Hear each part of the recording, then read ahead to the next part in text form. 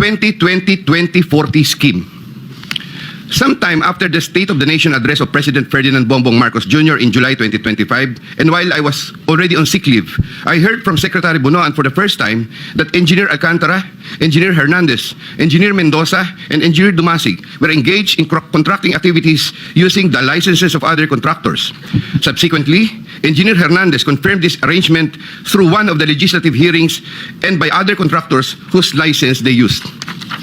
According to Bryce Hernandez, their sharing is 20-20-20-40% from these activities. My understanding is that they had prepared and signed documents for purposes of collecting payments, which they then apportioned the profits amongst themselves. However, I must admit that I have no personal knowledge on the exact actions they took to accomplish this scheme, and I can only be asked general questions on the systems in place that would have allowed this modus operandi to happen. I categorically state that I have neither knowledge nor participation in these business activities, which were entirely done by Engineer Alcantara, Engineer Hernandez, Engineer Mendoza, and Engineer Dumasig on their own. Ghost projects. At about the same time, after the 2025 SONA, I also heard for the first time that aside from the 2020-2040 scheme, there were flood control projects, ghost projects, for which Engineer Alcantara, Engineer Hernandez, Engineer Mendoza, and Engineer Dumasig were also responsible. These were confirmed later by Secretary Bunaan during a separate legislative hearings. I called up Engineer Alcantara to ask him about these flood control ghost projects. He denied any participation. Subsequently, he likewise told me that he even convened the officers of Bulacan First DEO to confront them about these ghost projects, and that some officers, it was Engineer Hernandez who was the primary person responsible for the same. In the exact words of Engineer Alcantara, si Bryce po yan. I categorically state that I have neither knowledge nor participation in these flood control ghost projects. Congressman Zaldico. My personal knowledge regarding Congressman Zaldico are set out as follows. Congressman Zaldico one time called me to say that he met Engineer Alcantara and wanted to confirm, maayos bang kausap si Engineer Alcantara? To which I replied, maayos po. Engineer Alcantara then told me that Kong Zaldico was asking for a 25% commission, and out of that amount, 2% was to be shared equally between Engineer Alcantara and myself. In his exact words, boss, hati na tayo sa 2%.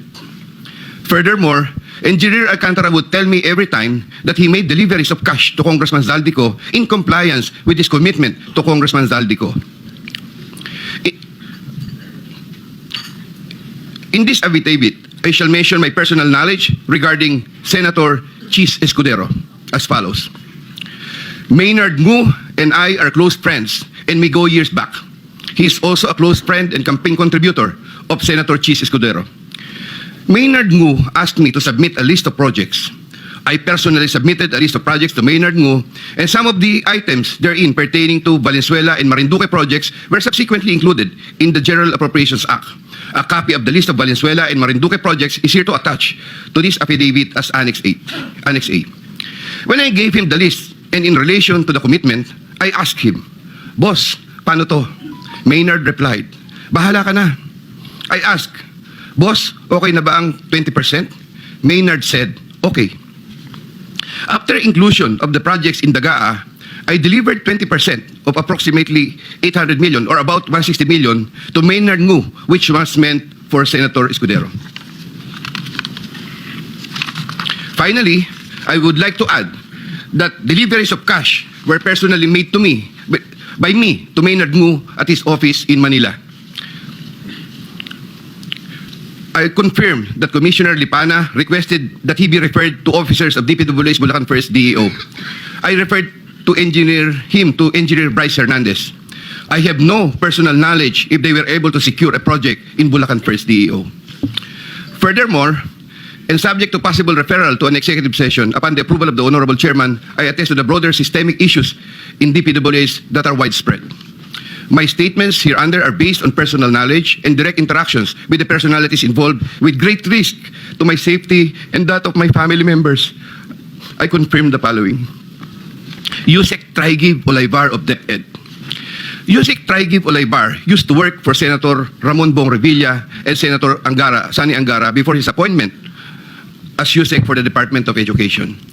Sometime 2010, I met for the first time Usec Olayvar, who was then working in the office of Senator Bong Revilla. Later, I learned that he transferred to the office of Senator Edgardo Angara and then later to Senator Sani Angara. Sometime 2024, Usec Olayvar personally called me for a meeting to discuss about unprogrammed appropriations, supposedly for the office of the Executive Secretary. In the said meeting, he requested me to submit a list of projects. After the meeting, I asked Bulacan First DEO to prepare a list of projects for funding. Thereafter, Engineer Alcantara submitted a list of projects worth 2.85 billion. Here to attach as Annex B is a list of those projects. Subsequently, I submitted this list to Usec Olayvar. Usec Olayvar told me that the commitment is 15%. In his words, boss, 15 yan. Thereafter, the DPWH received a special allotment release order for 2.85 billion for the projects listed in Annex B. Engineer Alcantara, from time to time, would collect and deliver the agreed 15% commitment to me, which I delivered or caused to be delivered to Usec Olayvar in Magallanes, Makati, and other places.